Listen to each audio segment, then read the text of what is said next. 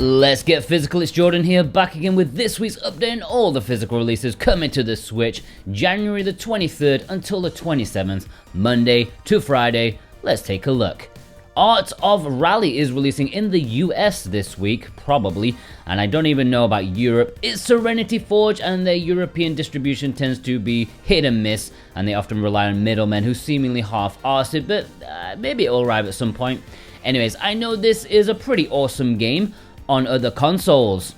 I remember when it released digitally, it suffered from annoying performance issues, stuff that might have got a pass in other games, but not in the type of experience this is going for. I don't know if it ever got a patch, and if you have it digitally, let the people know. Did they sort it out? Perhaps you think that's something I should look into before making these videos.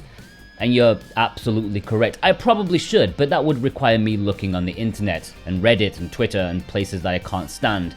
I'd rather cough up a hairball of somebody else's hair. And if you're in North America and you want to pick this up, then please check the links in the description and pinned comment. You can buy from Video Games Plus and support us at the same time. Remember, they have free shipping over 80 Canadian dollars. Standard shipping is pretty cheap to the US as well, and they're just a great company. They even get reprints of rare games like Attack on Titan 2, Azure Lane Crosswave, and Super Neptunia RPG. Anyone who buys something by clicking our links each week, they will be put into a draw to win a $10 discount coupon. And this week's winner is James A. Congratulations. Thanks for your support.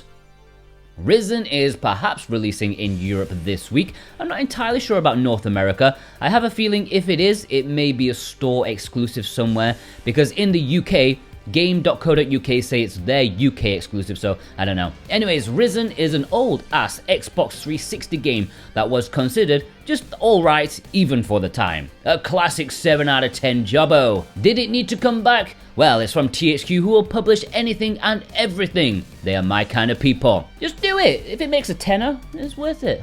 Will it be a good port? Who knows? Action RPG fans may want to take a look at this. If you played this game back in the day, let us know what your thoughts are. Alright, The Low Prince, Sword of the Vagrant is Red Hot Games' latest Switch physical pre-order.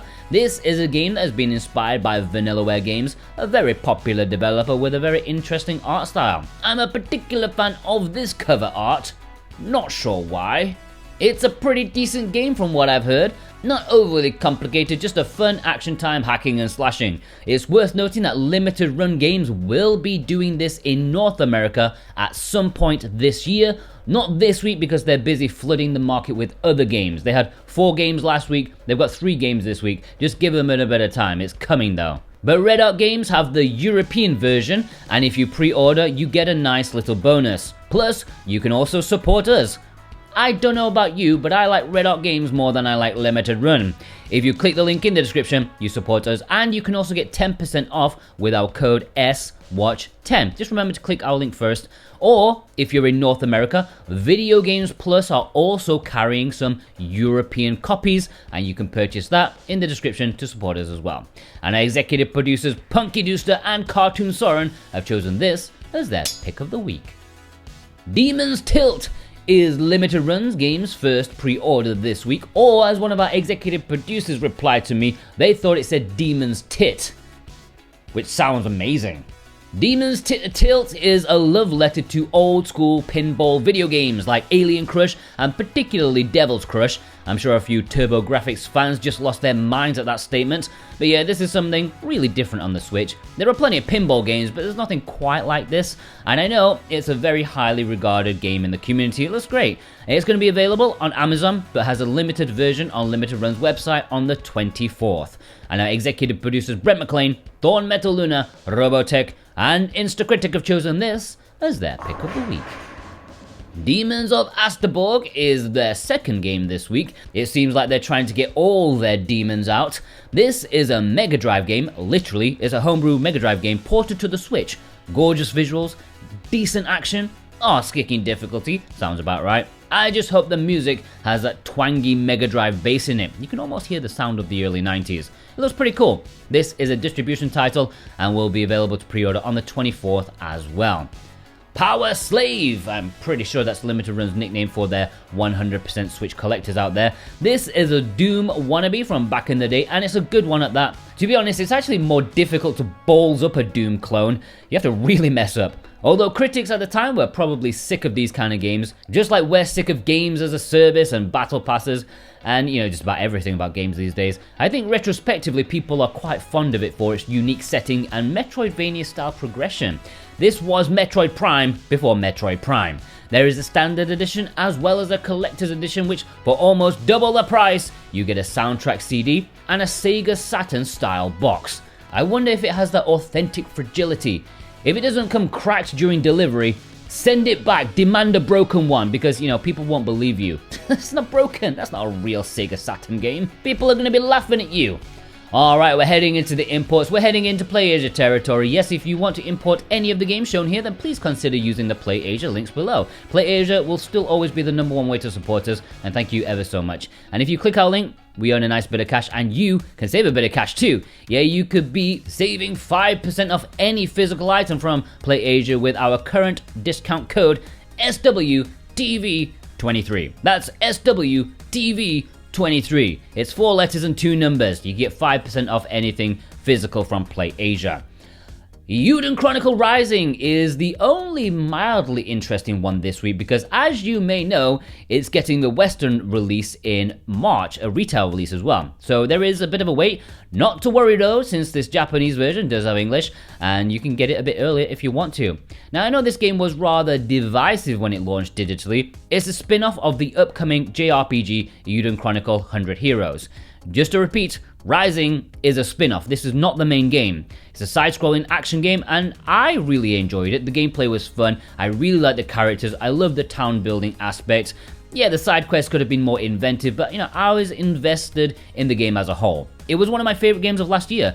Just don't go in expecting Suikoden. This ain't it at all. That's later this year.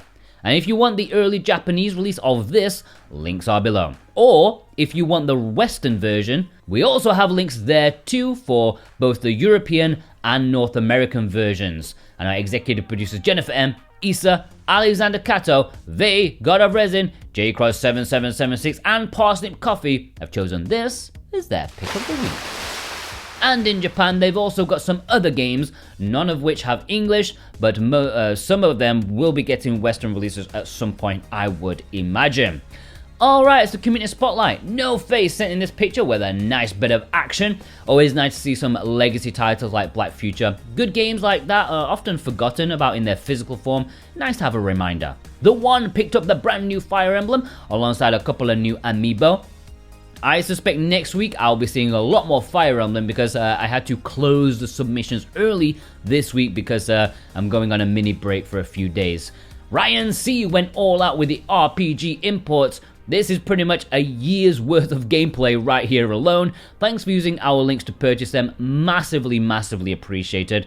Now, you just got to decide on which one to start with. Which one? Actually, for a bit more Jordan, my other channel, I was contemplating starting to go through the Ys series. Just had an urge suddenly, like a couple of days ago. So yeah, maybe I'll do Ys 1 and 2 in like 6 months' time. Roves picked up the most obscure import of all time currently because this was only available at 7-Eleven in Taiwan. It's a party game that does have English. Manji was one of, I suspect, many to pick up the collector's edition of Fire Emblem Engage. I bet they'll all be arriving over the weekend, and I hope you have a bloody good time with it. Executive producer Instacritic sent in this photo. He picked up the updated version of the A-Train game, like the second release. I'd be fascinated to know exactly what it entails, so I'm still not sure. Executive producer Thorn Metal Luna sent in this photo. A nice delivery from Premium Edition Games. I can't imagine it'll be too long until we see the Raji game that you guys all ordered. Like, a lot of you ordered it. Executive producer JCross7776 sent in this photo. More RPG goodness, mostly. You can see the Japanese version of Witch on the Holy Night, which was supposed to release in North America this week, but it got pushed back to February. Executive producer Vei, our man in Japan, sent in this photo showing off a healthy amount of amiibo alongside a couple of games I reviewed last week, A Space For The Unbound and NeverAwake. Not many people watched those reviews, but they are really good games, so I advise you to go watch them, please. It's a lot of work for no people to watch. Never mind. Executive producer Robotech sent in this photo, obviously getting in a package from Limited Run. I still don't know how Limited Run decide what's going to be a numbered release and what's a distribution effort. I mean, you know, Phantom Break Omnia, why is that a numbered release? I don't know. Bill R, thanks so much for using our links to purchase these, very, very much appreciated. Visual novels, booby goddesses, and arse-kicking ladies, I like it. Felix, thanks for using our links to purchase some of these games. They got in the collector's edition of Eternal Radiance from One Print Games. I really like that game. It's simple in action, but you know, it comes together well. You can see it's been made by a really small team, but yeah, I like it. It's charming. Joel Parker picked up the Steenbock edition of Source of Madness. A very subtle design choice there, especially compared to the monstrous normal cover art. Executive producer Alex M sent in this photo showing off these games. Sometimes I feel like I should just go back and play Tasamachi more. You know, if you've got too many thoughts going in your head, you're working on 7 projects at once, and you just need to chill out, then check out Tasamachi. Or is that just me?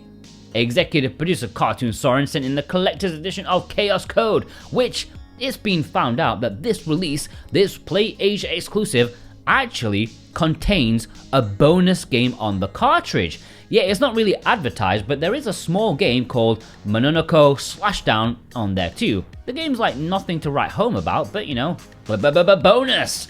Alright, let's have a roundup. Michelle Katani, Metric Magic, Kozai Hod,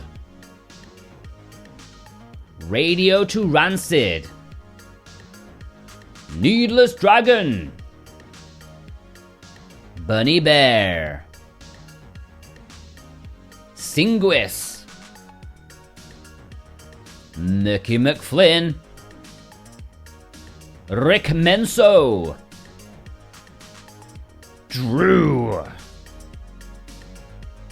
Pabs, Chris. Alright, please send me a pictures on Twitter at SoWhatAboutGame. You can DM me or you can try to tag me in a post if you want to risk it for a biscuit. We have an email address, switchwatchspotlight@gmail.com, and our Discord, the server link is in the description. You can submit your picture there in the submission section, but only one picture. Only send me one picture. If you send me like 3, yeah, good luck with that. Alright, I hope you enjoyed this episode of Let's Get Physical. Special thanks as always to our executive producers, Dane Wilkinson, God of Resin, Boombox, Brent McLean, Jonathan Rumor, Santa Tartaruga, Alexander Cato, J-Cross 7777776, Punky Dooster, Cartoon Soren, Robotech, Z, Raven Knight, Thorn Metal Luna, Parsnip Coffee, Issa, Vey, Mental Traveler Grantsert, Viz, Jennifer M, Instacritic, Precision Play, Katacha, Ozgolo, Totally Grateful, and Alex M, plus you. Yeah, you watching right now. If you watched all the way through, please leave me. Yeah, it's not looking good. What games have we got this week? Is there a demon tit emoji? Probably not. Leave me a fist bump. Okay, leave me a fist bump emoji in honor of nothing, because I'm not inspired right now, okay? And yeah, please go check out some of our other stuff. We got the A Space For The Unbound review, Ask For Two, and we've got NeverAwake review. Please go watch those, okay? Because they are both really good games. They're very different from each other, but worth a look and worth importing, yes. And yeah, see you later, bye.